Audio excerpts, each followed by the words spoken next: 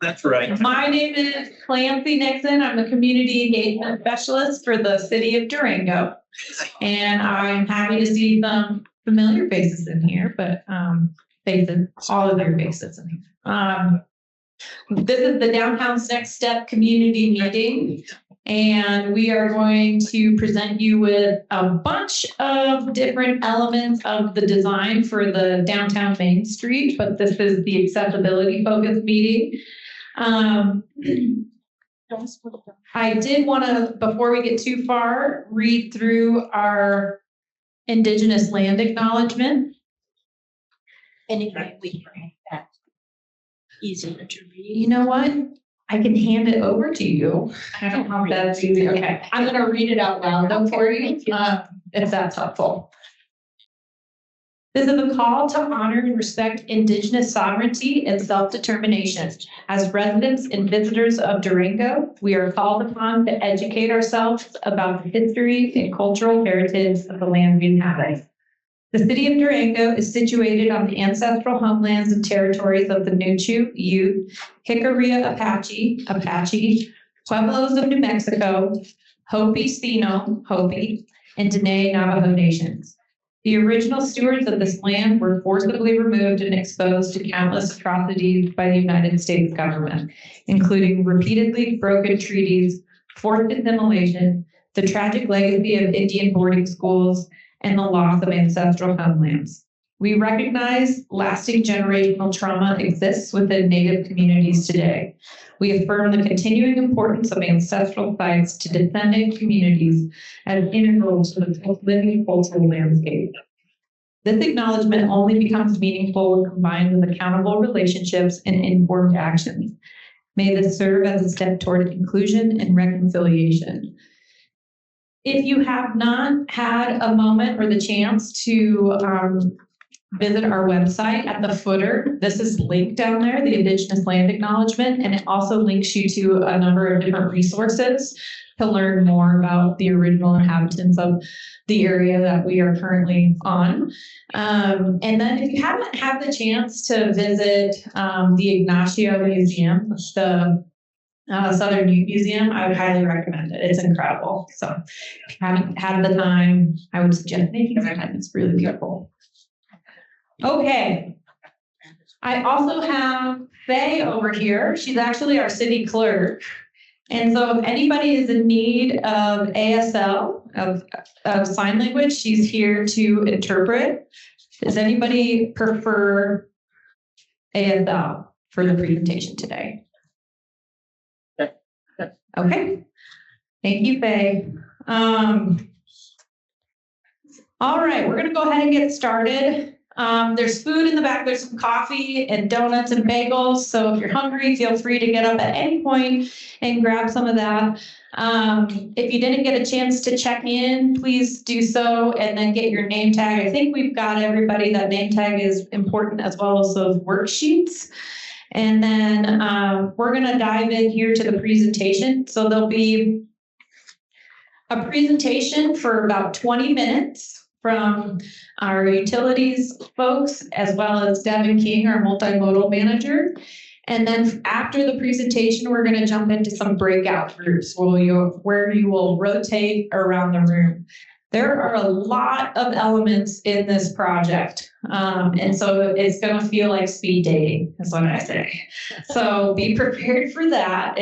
We're going to hit you with a lot of information, but this is not the end of our interaction with you. So if you feel like you need more information, please let us know. We'd be happy to go out with coffee, meet with you, whatever makes the most sense for you. We're going to spend about 10 minutes at 5 stations. And then after the breakout groups, we're going to all come back to the center and to our seats, and we'll answer just general questions for about 20 minutes. And then we'll kind of tie it all up and let you know what's happening next. Sound good? All right. All right, so I'm going to go ahead and bring up Devin, and we're on to the race. Thanks, Lindsay. Good morning, everybody. Just out of curiosity, hands up if you have been to a Downtown's Next Step meeting before. Okay, So good. Well, thanks everybody for showing up. So many of you have seen this presentation before and some of you haven't. So we'll start off with just a quick history and breakdown of how we got to where we are and just the background behind it. So streetscape improvements for downtown Main Avenue were originally proposed in the 2006 Downtown Durango Vision and Strategic Plan. And then later, so from that, there was a lot of different things in the strategic plan. In 2007, 2008, there were some minor improvements made to sidewalk and curb ramps. And then in 2012, the multimodal transportation plan, which is informed by the public, had recommendations for improvements as well on downtown Main Avenue. And there's been 3 iterations of the multimodal transportation plan, all of them also recommending improvements. And the multimodal transportation plan is informed by the public. So it is a public process that creates that document. There's also the downtown overlay district, and that is in the land use development code, which has guidelines for Main Ave, just downtown corridor in general, but Main Ave specifically. And talk about the historic nature, but it also talks about improvements to sidewalk, curb ramps, and other things. Comprehensive plan, which is the greater overall outlook for the city, also discusses just general improvement for safety, pedestrian accessibility as well. So the project was prioritized by the Multimodal Advisory Board in 2021. So the Multimodal Advisory Board, for those that don't remember or don't know, it, made recommendations to City Council based off of accessibility as well as bicycle, pedestrian, and transit improvements. So the council adopted a budget of $400,000 for design of Downtown's Next Step, and the project went out for bids, and we got 2 bids, both at $1.2 million. So clearly it was about 3 times what we had budgeted for design. So during that same time, the Community Development Department was going through a visioning and conceptual design process, which started in 2021 and went through 2022. And that evaluated multiple design options. But before we even had design options, we took a survey to the community and said, okay, what are the needs? What do you want to see downtown Main Avenue look like? And from that, that's what we created 4 design options from. And we took that back out to the community in a survey as well. And then based off of that survey and feedback, we had a conceptual design created. Then design started in 2022 with surveying and analysis for the full corridor. And we had preliminary design for 2 blocks, the 600 and 700 blocks. And the reason for that is because we only had $400,000, which didn't pay for the full design at that time. And then we also started the utilities design. Correct. So you may be asking, what are the needs downtown in terms of safety and accessibility? So up here I have a couple of graphs, and then a few bullet points that kind of go into that. But speeds right now on average are about 15 miles per hour. However, there is about 31% that is going over the speed limit. So while the average speed is about 15 miles per hour, the 85th is a lot higher than that. So 2012 to March 2024 crashes, we had 26 pedestrian crashes with 19 injured. We had 6 cyclist crashes with 1 injured. We had 445 overall crashes with 28 injuries. And these are all just on Main Avenue from 5th to 14th Street. And crash types resulting in injuries were pedestrian and cyclists, broadside, which is the T-bone crash, front to rear, curb and other object, which curb and other object was only 1 for each of those. So in the graphs, you'll kind of see for 5 pedestrian crashes in 2012, we had 4 injuries. 2016, we had 4 crashes and 3 injuries versus down here, front to rear vehicles. You can see that we didn't have, in 2014, we had 15 crashes and only 1 injury. So what that is representing is just the fact that cyclists and pedestrians are more vulnerable versus folks in vehicles are less vulnerable during crashes. Accessibility, So we did do an assessment on accessibility downtown. We have multiple non-compliant curb ramps, and we have a lot of non-compliant sidewalks. So the thing with sidewalks is, they deteriorate over time, things shift and change. So anytime you have a lip that's more than 2 inches, which isn't very much, that creates a tripping hazard, but it also creates a non-compliant sidewalk. So we have quite a bit of that downtown. So we have 2 designated accessible spaces on Main Avenue, and that's directly on Main. We have some on the side streets, but we only have 2 designated on Main Avenue, but neither one of them are directly at curb ramps, so you have to go down to the end of the block for the curb ramp. So engagement efforts, and I'll start off with conceptual design. We had 19 meetings, and again, this was ran by the Community Development Department. We had 2 questionnaires. The first questionnaire was about 900 results, and again, that was the values and vision for downtown Main Avenue. And then the second one had about 12 to 1,300 results, and that one had the 4 design options. And then we had one-on-one meetings, which we had 20 plus of those. And so those were one-on-one meetings, typically with businesses or property owners downtown. And then we had an online review, which had 58 comments. And basically what we did is we took the conceptual design and we put that online for folks to interact with and provide comments.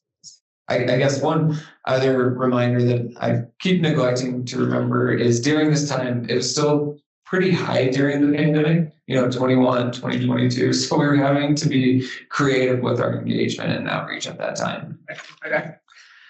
So the preliminary design, basically the conceptual design, a good way to picture that is you're just drawing some fun lines on a piece of paper, but at that point we don't have engineering, we don't have a lot of the ground details.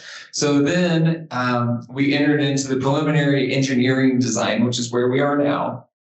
And at first we did the 2 blocks, so the 600 and 700 blocks. So last year we had a public meeting in March. We had 94 attendees. That was at the Fort Lewis Center for Innovation. And then we had a community questionnaire with 700 responses, and that was in May. And then we had a focus group with 9 members, and that focus group was made up of members that both represented folks living with a disability, it represented business owners, it represented folks in the county because we hear from them quite a bit. It also represented cyclists. Trying to remember who else. We had several different members, and all that's online, so you can kind of see the discussion and who was involved with that. And then we had a business forum in August of last year that we had over 100 attendees, and basically we just had a lot of questions, and we went through each of those questions with a response. So then in September of last year, City Council passed this resolution 2024-54. And basically what this said to staff is, hey, we're also going through the new City Hall that's going to be at the Durango 9R Administration Building.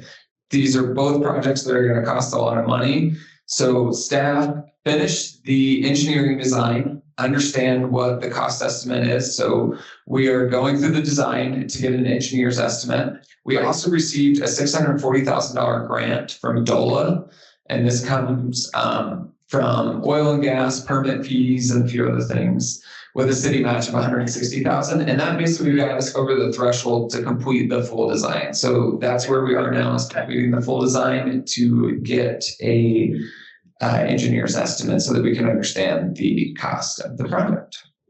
And with that, I will turn it over to Adam Tyler, who is in our CIP division. He will go through the utilities.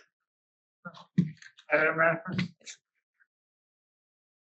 folks. My name is Adam Tyler. I'm with Public Works Project Manager for the Capital Improvements Division. So we're going to talk about what's lesser seen and lesser thought of, and that's the utilities under Main Ave. So in short, all the utilities under Main Ave are old. They're 50 plus years old. In particular, our water lines, they're cast iron water lines installed pre-1960. So we're coming up on 65 years old. And what we didn't know now is, or what we didn't know when they were installed that we know now is the soils around Durango are very corrosive. We would just dig a hole, put the pipe in the ground, put that dirt right back in the hole on top of the pipe. And those dirts are now corroding the pipeway. This photo on the left shows one of the last times we saw the cast iron water lines under Main Ave. It's pitted, it's corroded, and there was that beautiful brand new fire line valve on there, and we'll talk a little bit about that in a minute. So on top of our improper soils, we also have a lot of fire hydrants on Maine that are very old, installed pre-1974, like this one on the right. And while we are still up to code, we have enough fire hydrants on Maine. Slowly over time, those fire hydrants are becoming unserviceable because they're so old, we can no longer continue to get the parts and pieces to maintain them. They just don't make it anymore. So we have plenty of fire hydrants, but we certainly need to start thinking about what we need to do to update and replace those so we can stay up to code as we move forward in the future. And the last thing with our water valves is our water systems is our water valves. They don't fully close anymore because they're old, they're corroded, they've had a hard life. And so we can no longer, we crank that valve all the way down, but it doesn't seat. And so the lines continue to stay pressurized. So that's gotten us to this place where this fire line valve on the left here, it had to be installed using special equipment that's we can't do it at the city. It's expensive. We've bring in a special contractor who can install this valve while the lines are under pressure because we can no longer actually completely turn off water to the water lines around Maine Ave. So moving down the line, we'll talk about our sewer systems, our sanitary sewer systems. On the left here, we've got a photo of what looks like most of our pipes around Maine. They're clay pipes. They're cracked. This bottom, you can see a big crack where the clay pipe is actually broken away. And that's where sewer can actually leak into the soil as well as dirt and debris, and water can flow into the pipes, which can cause problems for maintenance in the long run for our water treatment system, as well as dirt and debris that hurts flow and makes it difficult to clean and so on and so forth. On our right here, we also have a brick manhole that's very, very similar to just about every manhole we see around Maine Ave. They are all 65 plus years old, and over time, these brick manholes, they don't hold up as well as what we do now, which is installing precast concrete manholes. So they're starting to disintegrate, and it's certainly a concern if we were to go in and do construction on other parts of Maine Ave, whether these manholes might be able to hold up to the use and abuse. I will note that both of these look very, very pretty because they were cleaned before these pictures were taken. They do not usually look this pretty, so don't get fooled by how nice they look. And then last but not least, our stormwater systems under Maine Ave. Just like everything else, like the sewer pipes especially, they're clay. They're cracked. They are deal with issues with inflow and outflow of water into the system. We do have one to two block section that has been slip lined where you can actually go in and slide a liner in that will help make the life longer. I'm spacing the words right there, excuse me. But it's not a viable solution for all of our pipes, partially because of the condition and partially because of access and expense. So that kind of brings us to the question of where are we at right now? So for years and years, preventative maintenance has been deferred on Maine Avenue. And you might ask, why is that? And a lot of it's because we've been a growing city. We've been trying to balance this growth along with maintaining our existing utilities. So now it's put us in a place where we are in a reactionary state. We are reacting to what's going on Maine Ave. We pipes break or get clogged or need cleaning. On top of that, because we've been able to perform some of our preventative maintenance, we have not been flushing or cleaning the water lines. Annually, what you need, or maybe not quite annually, but every couple of years, you need to go through and increase the flow through the water lines to help push dirt and debris that might build up in the water lines. Because we have valves that don't close, because we have been deferring this, we now have lines, and there's a great pipe back here you'll look at when you bounce around tables that have a lot of buildup of dirt and debris. If we were to go and try and perform that preventative maintenance now, or if there were an emergency repair that caused a shock in the system and increased the flow, we would see that the water quality around Maine would become dirty, it would become discolored, and there's a risk of restaurants and businesses having to close due to this discoloring. The water quality now is fine, But if we were to have an incident where something broke, or if we were to try and perform this maintenance, it could cause issues for our water quality on Main Ave.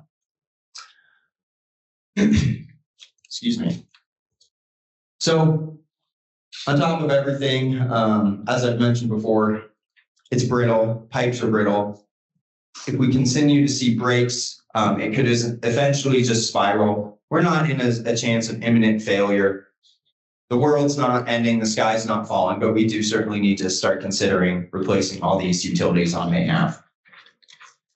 So where are we at right now with the utilities design? Much like the surface improvements, we're at a 30% conceptual design of the full 9 blocks on Main Avenue. Our kind of next steps are to do a further underground investigation. We have some lines drawn on the map, but we want to get eyes on exactly where those utilities are, vertically in the ground. Where do they intersect with other things? So we're going to do that by potholing, which is where you dig a hole down and get eyes on the utility. But also we're going to be exploring advanced technology and techniques to find these utilities called ground penetrating radar.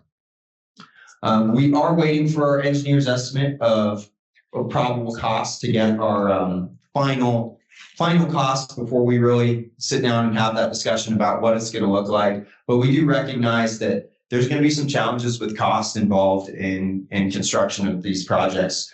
We've been struggling with engineers' estimates being 40% lower than the bids we get from contractors, just a big indication of the times we're in.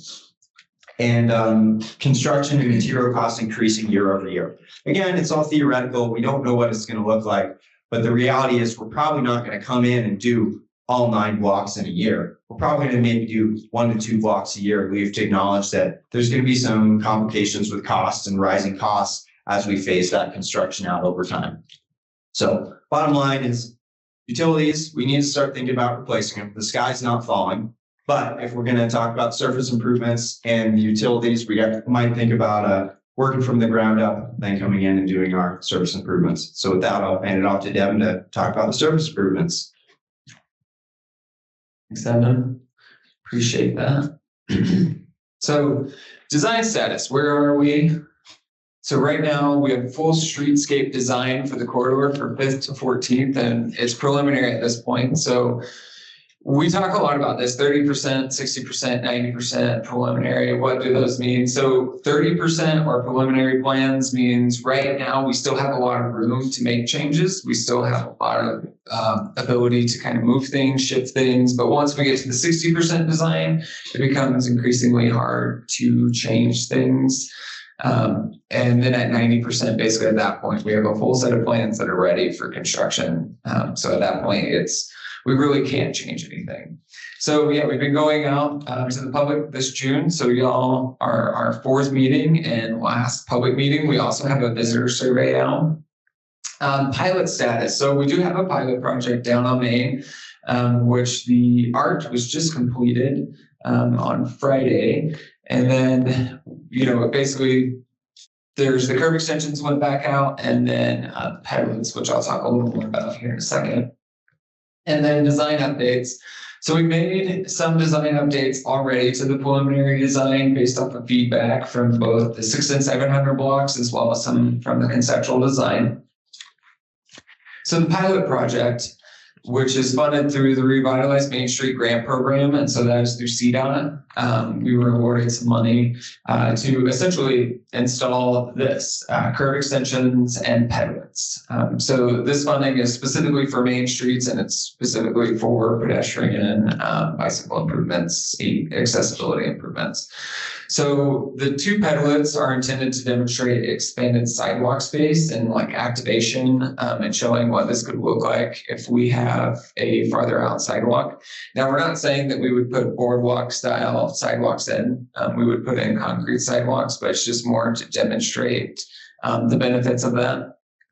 There's 3 right now on Main, 2 of them which were purchased from this grant. And then temporary curb extensions, which are at College 7th and 8th intersections. So you can see in this picture, basically what it is it's white delineator flex posts. So if you drive over it, they bend and come right back up and don't really do damage.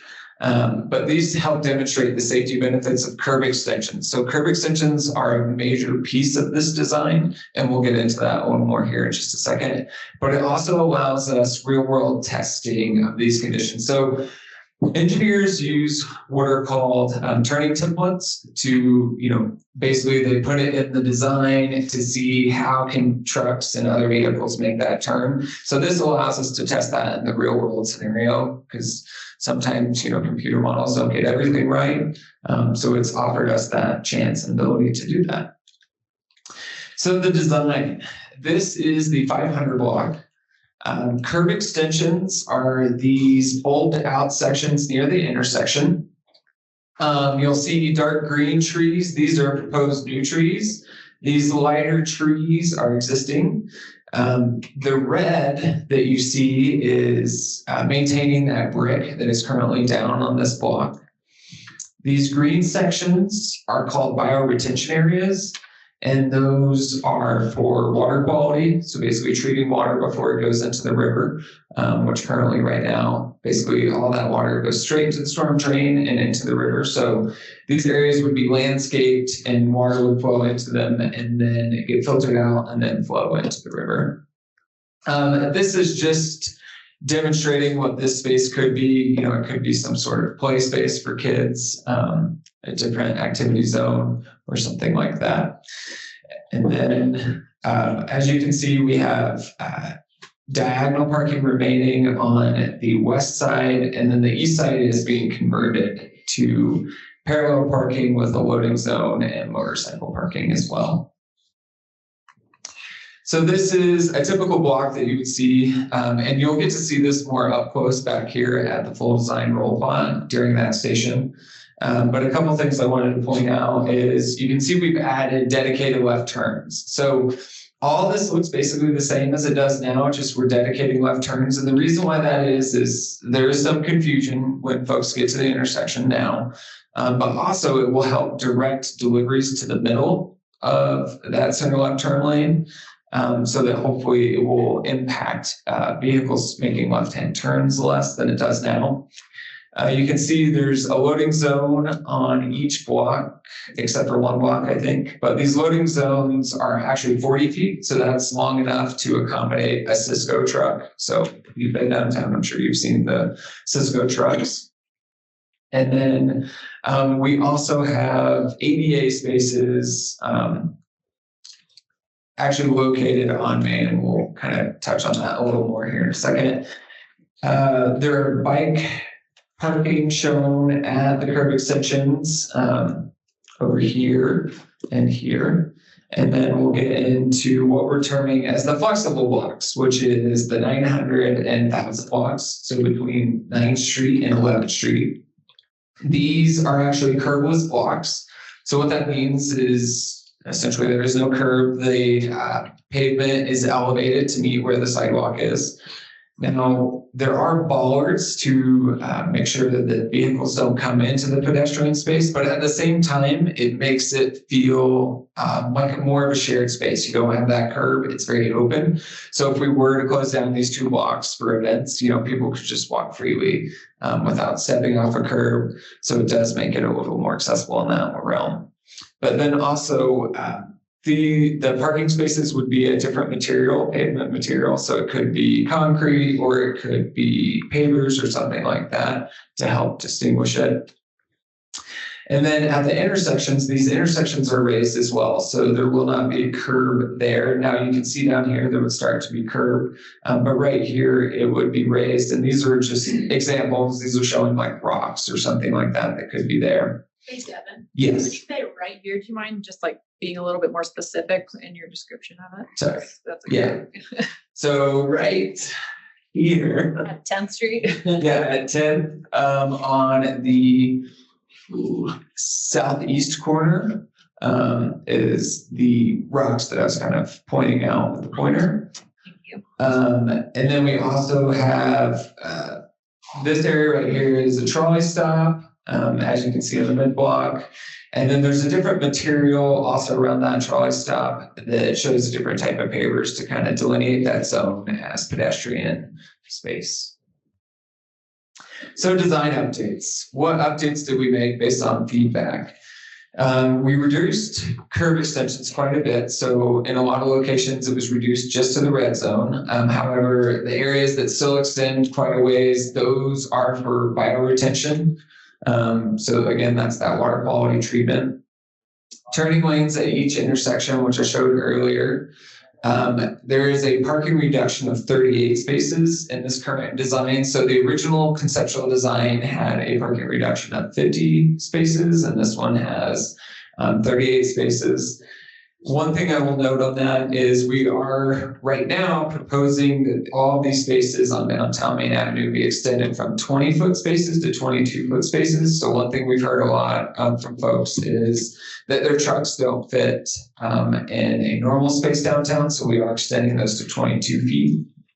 However, that is something that, we will continue to keep discussing because that does reduce the parking by 16 spaces.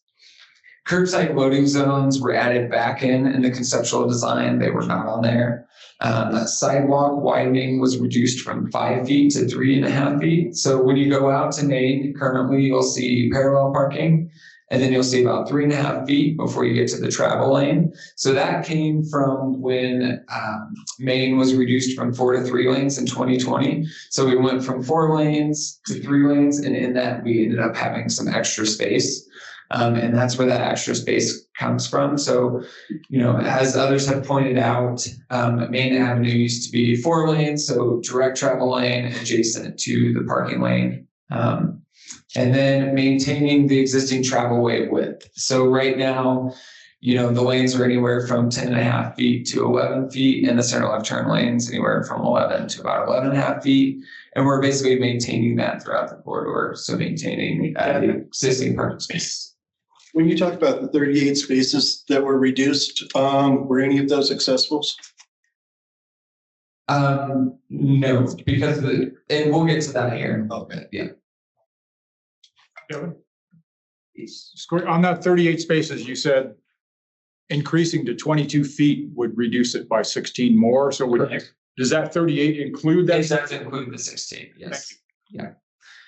And with that, I will turn it over to Clancy, and then we'll get to the breakout discussions and all that. Okay. As Devin explained, we're at that 30% preliminary design, which means there are a lot of unknowns still.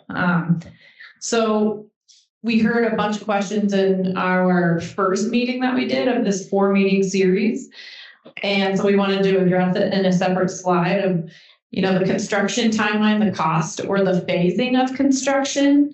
We have not been given direction by council yet. I don't know if we will. Right now they have us at finish the design and then full stop based off that resolution that Devin showed. So we aren't diving into construction at all. So if you have construction questions, unfortunately, we're not going to be able to answer those today.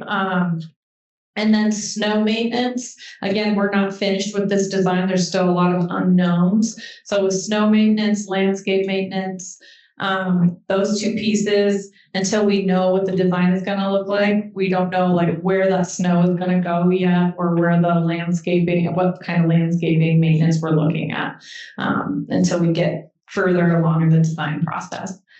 Sidewalk being replaced, we don't know if all of the sidewalk is going to have to come up or if we're extending the sidewalk. Just kind of depends on that final design as well. And then construction funding, again, we don't know the costs of this yet, especially something as the best example I can throw out there is if we don't know how much concrete, for instance, we're going to be using for the sidewalk, it's really challenging to understand what the costs of the project are going to be. And so we don't know that until, again, we're further along into the design. So once we have the design complete, then we can start to ballpark with that and get construction cost estimates, if that makes sense. Okay, so we're going to jump into the breakout groups. We have Sarah Hill and Tracy Schonder. If you want to raise your hand, there's Tracy and there's Sarah. They're going to be right here at this blue table. That is the parking and business access. So if you're wearing a blue name tag, this is where you'll start. Cycling, pedestrians, and accessibility is over here with Devin King. Dylan, I didn't see him come in today, so I think it's just Devin. And that's the purple table. So if you have a purple name tag on, that's where you'll go first. Utilities back here in the corner with Evan and Brett. And that's the red table. So if you're wearing a red name tag, we have the green table, which is trees, landscaping, and amenity zones with Rachel and Tommy. Tommy's holding up the green sign back there. And then the full roll plot is right there in the center. That's the yellow station. So if you have a yellow name tag on, that one's a little different. So with that station, you'll put sticky notes down and write your comments.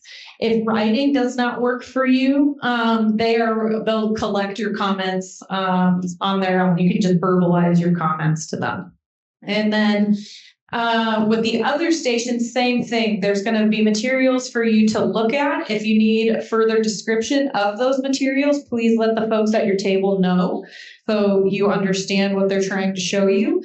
And then they also will be taking verbal comments and noting those, but you do have the worksheets to work off of. If you are able to write on the worksheets, please take a moment, take your time, and provide your feedback on those worksheets. There's a lot of information as well. So if you would prefer that we email you that information so you can zoom in on a screen, we are happy to do that. Just let one of us know and we'll make sure to get you that additional information and make it a little bit more accessible for you. Does anybody have any questions about what the breakout room or breakout group process is? Yeah, Jeff. You're rotating through these, right? No, you just go one. No, yeah, you'll rotate through. We did discuss whether we have a bunch of materials, so we discussed whether to us rotate, and we decided to keep the room rotating. So you all will visit each station, and I will give you about 8-9 minutes at each station, maybe 10, kind of depends on our timing. And I will give you a heads up on when you're going to rotate. I'll ring a bike bell.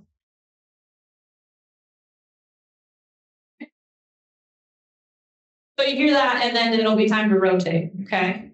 Any other questions? Do we have to turn this in today? That's a great question, Taryn. So we would prefer, if you can, turn it in today. If that does not work out, and you're like, I need more time to actually give you a really solid feedback, feel free to email those to us after the meeting. You can, and my cards are out on the table. We can also get you multimodal's email address that'll come to a few of us at any one of these stations. You can also drop it off at City Hall or the Transit Center, and it will make it to one of our staff members who know what's up with it. Yes. Are people who aren't present, if this survey, is it online? Because people can't come sometimes. And This is not online, but we have done the surveys in the past. But if you know somebody, we can talk about that. Like if you know somebody who wanted to be here for whatever reason couldn't, we can get some information to them. And like I said, we're not done with this meeting. We can sit down and have coffee or have a meeting to run through some of these bits of information. It just seems like if you're getting into the final phase of the 30%, that you would want as much feedback as possible. Definitely. At this point. And looking at your numbers, I know it's really hard, number one, for people to go to meetings, and number two, for people to get responses. And I think if this is, getting down to that level, the more the merrier. Yeah, definitely. So if you know somebody who couldn't make it, we'd be happy to accommodate the request for sure. Okay, we're going to go ahead and get started. So go ahead to your first station. Mhm.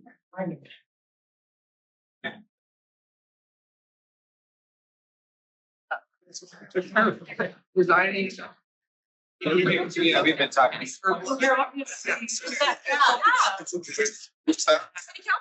Coming back to our seats. We got 20 minutes for Q&A. In case you didn't get your questions answered. That's what it is. Travis. Enjoy it. Okay, here's the thing about the Q&A session. Your comments, if you're looking to make comments, please put them on your page. I just want to make sure that we answer questions so folks can, if they came to be a little bit more informed and had a burning question, that we're going to be able to answer that. So we're going to prioritize questions today. Okay, anybody have a question?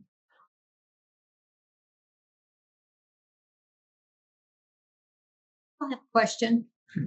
Clarification. Right now you have about 3.5 feet if you are parked and you're trying to exit your vehicle.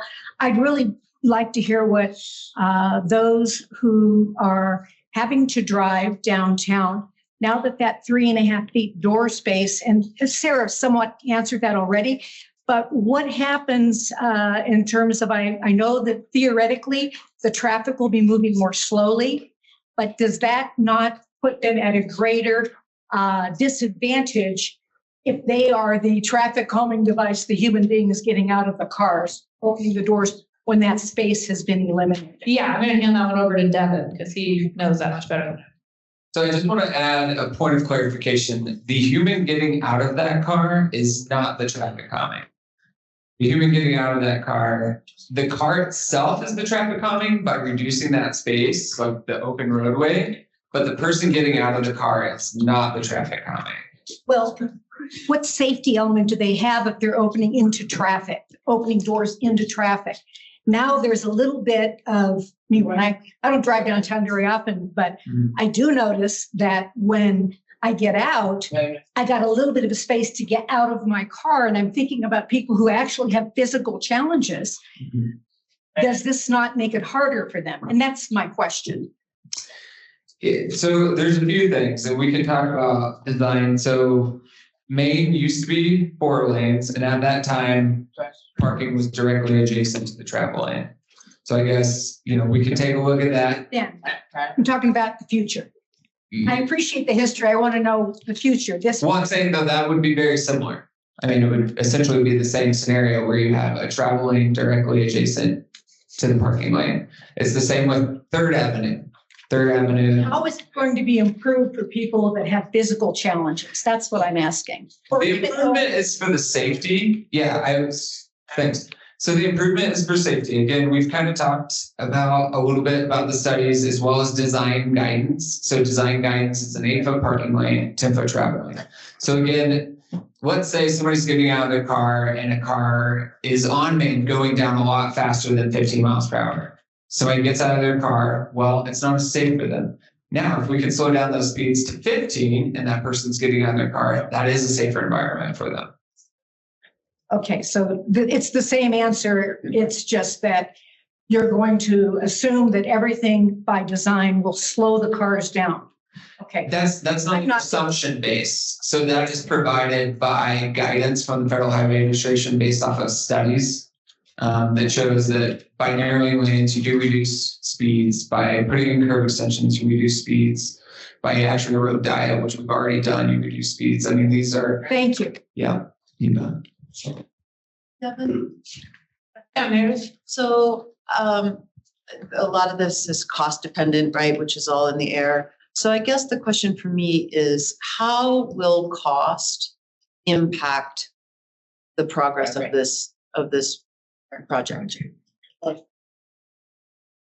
Can you clarify that a little bit? Like, exactly what you Like, are there priorities, as you're developing this, what would be the key priorities that would say, these are non-negotiable investments that we need to make. These are maybe down the road. I think understanding some of that, like, because we don't know the budget, but if the utilities come in 40% more, that's a heavy lift. And I think that comes down to the feedback that we're receiving through all of our engagement efforts. So if we were to, we got a construction cost estimate and it was like this X amount of dollars, we're like, well, we need to like really prioritize some of this and what's actually feasible. You could probably speak to that a little bit better, but I know we would come back and also look at the feedback that we're getting in these circumstances to figure out, what the community's priorities are in conjunction with probably what you're gonna. So I'm not going to touch on the utilities perspective because I know nothing about the utilities. I'll just touch on the streetscape. So anytime we go in and do a project, we have to make it accessible. That's just required by law. We also have what's called an MS4 permit, which requires water quality. So we have to do some sort of water quality, whether it's the bioswales, bioretention areas that we're proposing now or underground. That is also a somewhat cost prohibitive item that Keith Doherty can touch more on. So those two are like directly required if we're doing surface treatments. The other thing that is part of this project that is non-negotiable has been the curb extensions, and that's been kind of from the get-go because that is the main safety feature that's providing the safety that this project was, again, safety and accessibility was kind of originally why the streetscape portion was prioritized by the multimodal advisory board. It was the original goal. So the curb extensions are the main component of that safety, and again, reduces turning radiuses. I know we kind of talked about that.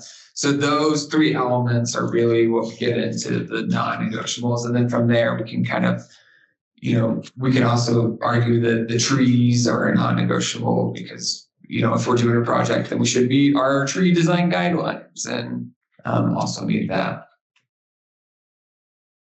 Yeah, right.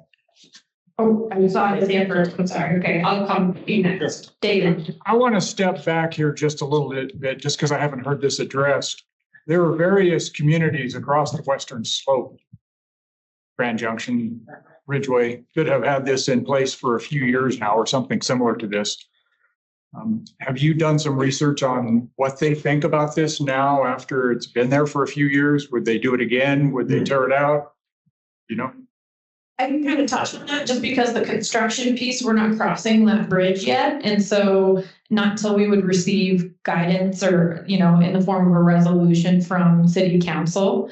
So right now, again, that full stop with the current resolution, if we were to get into that zone, those would be things, I know Brett was quoted in the paper as saying that just today, if you saw the article, but we would definitely be kind of networking and doing a download with communities on like, what worked for you, what didn't, those types of pieces, if we were to be given the green light to go ahead with that. Shouldn't that be done before any further design? So what we have done is, we've done a lot of research as far as like what happens when you put in pedestrian improvements and how has that impacted communities. So there's a lot of economic reports that talk about the benefits of making places more walkable, more bikeable, more accessible, and what that impacts to the economy. So we do have that research. And then again, regarding the design elements, these are coming from like best practices from the Federal Highway Administration that does studies. They do a lot of case studies across the nation, different types of communities, and say, okay, does this actually improve safety? What is this improving, etc. We did reach out to Grand Junction at the very beginning of the design back in the conceptual and talk to them about their experience. And it was very positive, but their design is very different than ours. It's chicane. It's pretty different. Originally, we did look at chicane was an option in this. We can look to other communities in Colorado. So like Golden. Golden has curb extensions. I mean, if you look at their downtown, it almost looks exactly like ours. It's 3 lanes, has curb extensions, and they have a super thriving downtown. Right. And then there's other communities like Rifle. They have the curbless curb extension, and we have reached out to them. I wasn't actually one of the people that reached out to them, so I don't know that conversation, but they went with the curbless street. And so we did reach out to them. We've reached out to Aspen about the bioretention facilities, and they gave us their feedback on what they feel about their bioretention specifically and how it's worked. So we have done some of it. Have we reached out to every community and got complete and total feedback? No, but we have reached out to some, and then again, we're working off the best practices and others. Thank you.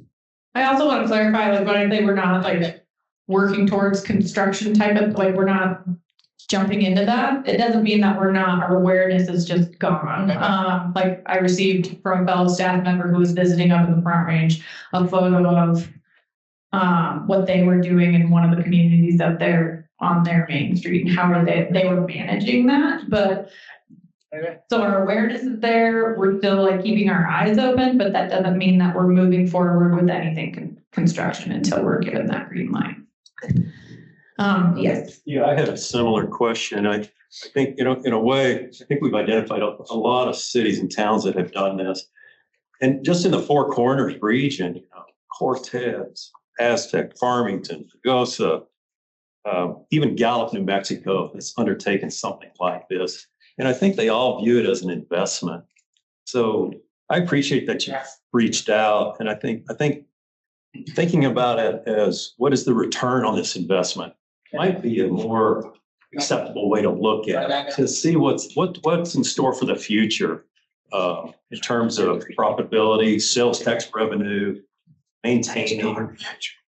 So anything more that we can learn, I think would be valuable. Did you have a question in there? That you wanted to add? Comment. Okay. Introducing it to ROI. Okay, got it. Thank you for your comment. Must be a business owner. We all are. Sarah. We don't have, I'm still worried about the congestion of traffic along Main and the side streets coming in. I understand why the curb extensions are for that and for safety and visibility. But it seems in like some areas, like in College and Main, 6th and Main, you've allowed a right turn lane. There's other, people who live here, locals, sort of try to get around downtown and don't drive Main Street. But, it's sort of hard to get sometimes to City Market. You're not going to be, it's going to back up on you when people can't turn right. And I wonder if you've looked at 11th Street, since that goes through to Town Plaza, whether you've looked at allowing a right-hand turn or facilitating traffic through 11th. I understand Boyle Park on 12th, you need that space for pedestrians because a lot of events happen in Boyle, but I wonder about facilitating some flow through traffic on 11th because it does go to Town Plaza. So we did a traffic study at the very beginning of this and basically just kind of looked at existing traffic patterns and whether or not this was going to make it worse. It doesn't make it worse because basically it's how it's set up now. Regarding the right turns, if I'm understanding correctly, what you're saying is not doing a curb extension and creating a right turn lane. Yeah, something in 11th, whether you're coming back and forth from Market and everything else there or off Camino. Yeah, having right turns so that you're not backing up past the bank and everything. It already does now. Yeah, it does back up there from the bank to the parking lots. To the railroad tracks. Yeah, and to do that, we would basically have to get rid of that parking that exists there, right? That's where we would create that right turn lane. The other thing I would note is, in general, right turns on red aren't safe for pedestrians. So that's why, at College and College of Maine, what we have is we've changed that signal because that's some place that we've had several pedestrian crashes that were not the pedestrian's fault, it was the vehicle's fault. But that's why it's called a leading pedestrian interval. So that's where we get the pedestrians out to the intersection first. And then that way, right turn vehicles, they see them already, they're not turning into them. But again, if you have people turning right on red, it's not great for pedestrian safety. I do understand the concern regarding traffic. Again, we did a traffic study and we're not necessarily making traffic better, but we're not making it worse either. We're kind of just maintaining what is. And I think, I guess long story short, we have not looked at a right turn from the cross streets as part of this project. And are you extending the diagonal parking length everywhere throughout town? Because you've got the butts of the big trucks are now sort of out into where it's really narrow, the drive lane. Yeah, we're not extending. Got a couple of those samples around. Yeah, I actually love to give the example of 12th Street, right? Coming down from 2nd down to Main. That one is pretty narrow. However, I will say people go pretty slow, which is a good thing, not necessarily a bad thing. Yeah. I have just a short comment and then a question. When you're describing opening doors into traffic and then you're making comparisons to how Main Street used to be or 3rd Avenue now, I think to add context, you should say there were also 2 travel lanes going in the same direction, okay? Because you're proposing 1 here. Okay, and the way I remember driving down Main is that somebody's opening their door, you might drift over to the other lane, or you might have to slow if it's all packed, but there was 2 lanes going each way. My question is that last week I was here and I asked you if you had Googled or done an AI search for places where projects like this did not work out. And I just would like to know, in the last week, has anybody done that? I think I'd like further. I just want to know further clarification on your question. Can you explain that a little bit better? This is my 4th meeting, and several times you've cited other locations, especially in Colorado, where people are pleased with how it happens, which is natural, but when you're doing a true search, you should find out, well, where didn't it work out? So I'm asking if anybody since last week has just done a quick run throughs on, are there places where this hasn't worked? I can speak from my point of view. No, I have not. Okay, well, let me throw out some. You might want to Google the one in Grand Junction, because on May 20th this year, Grand Junction City Council voted to tear out all that work on 4th and 5th Street they did. No, they're not tearing it out, Jack. Within the last year, they have taken out a lane and they have made the 4th and 5th Street one way. They decided they're going back on that. I'm just, the May 20th edition on PBS, you can get the article. I talked about city council. I just read it this morning. Okay, well, they didn't keep it, did they? They're keeping the curb extensions, but they're changing their traffic flows back to how it used to be. Okay. And sorry, I don't know anything about it. I didn't. But it has been controversial. Grand Junction hasn't been without its share of problems and lots of controversy in a lot of this. Isn't that any civic project though? I mean, any subdivision. Okay, we have 1 more minute for questions. Anybody else have a question? Yes, Bill. Do you know how many parking spots are going to be built in the new parking garage that just got voted in with the new civic center? A lot of this would, like, we literally have been waiting on like Main Street reconfiguration because we need a parking garage is what the kind of the sentiment has been over the last 20 years. We are now building one. Yeah. And like I walked around, there's maybe 36 parking spots taken up by police cars.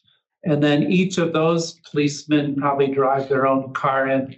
So that's maybe 70 vehicles that will get moved over to probably what will be a restricted parking garage. But still, it's freeing up, 100 spots, and we're losing 38 or whatever it is. So we're still net gaining parking. So when will we know about that parking garage? So we have the initial data from that design. Sarah, do you know off the top of your head what the parking numbers are there? What Bill is referring to is the police department, City Hall, the new project that's going into what was formerly the 9R administration building right at the north side of East 2nd Ave. There is surface level parking, which is where the surface level parking is right now, but there will be an additional level that is more secure parking for our police officers. You can imagine they have a bunch of weapons that they're right now carrying downtown on the grid, and instead, they'll have more secure access coming and going without, flashing their weapons as they're coming and going from the police station. And then like you said, all the police vehicles will then be moved off of the street parking, and then they'll have that access. And then that will be secure up top. We don't know quite yet. I can't promise anything with the parking up there, but at least like on the weekend and kind of that higher in evenings, that higher time for downtown, that all would be available to the public, similar to other city lots that you see downtown. Okay. There's data on, if I don't know it off the top of my head exactly like what the parking spaces are. I did at one point, but we've kind of I'm focused more on this. It is online on our Engage Durango website. So if you type in the Police Department City Hall project on Engage Durango, there are presentations that have slides dedicated to the parking numbers. And if not, I can get you that. I can point you directly there. Casey, what is the timeline of, we're in that 30% mode, moving into 60, moving into 90? What is the timeline that you're working with? Yeah, so this is a perfect segue because this is how I'm kind of tying up. Any other questions before I answer this one? Going once, going twice. Okay, so this is what's next. So we have our in July, so on July 22nd, all of the feedback that we're receiving from the 4 meetings we've done with the community, this last push. And then we have a survey that's going out to tourists as well, because they're a key stakeholder group for our downtown Main Avenue, especially for businesses. That's all going to be put together. We're going to analyze it all and then present it all back to you, the community, and say, here's what we learned and here's what we learned about your priorities. So that's July 22nd at the rec center from 5 to 6:30. So there'll be a quick 20-minute presentation. Those Engage Durango forums, if you've never attended one of those, it's a quick 20-minute presentation, quick Q&A, and then after that, you can know all of our departments are represented. So if you have feedback you want to give, you want to learn about projects, you want to meet our staff as human beings, that's a great spot to do that. One-stop shop. Usually counselors attend as well. And then after we have that presentation, then we're submitting all this feedback, doing a ton of work, these guys, and then getting to that 60% design in the fall. From there, we'll do another public meeting and come back to you all and say, okay, here's the 60% design. And it'll also go on Engage Durango. And then we'll get to the 90% design. And from there, that goes to council. And we're done with that until we receive further instructions. That answer your question? Okay, great. For me, I don't learn well in these situations. I need to see it and touch it and like peruse. Engage Durango is a great spot for that. So you can see the full design, you can see our timeline, all that stuff. So you say that's 22nd? 22nd, July 22nd. Okay.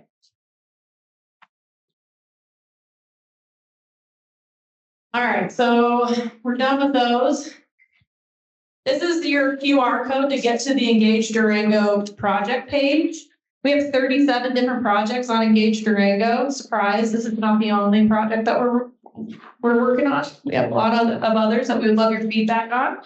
And then over here, this is just letting us know how we did today in this meeting and the method, and did you feel heard and what we could do different, or if we knocked it out of the park, we like to hear that too. So if you wouldn't mind, for me, especially as your community engagement specialist, this is a huge part of my data and understanding what you all would like as community members in order to give your feedback the best that you can. So if you wouldn't mind letting us know, that would be great. Visit Engage Durango and check out the projects.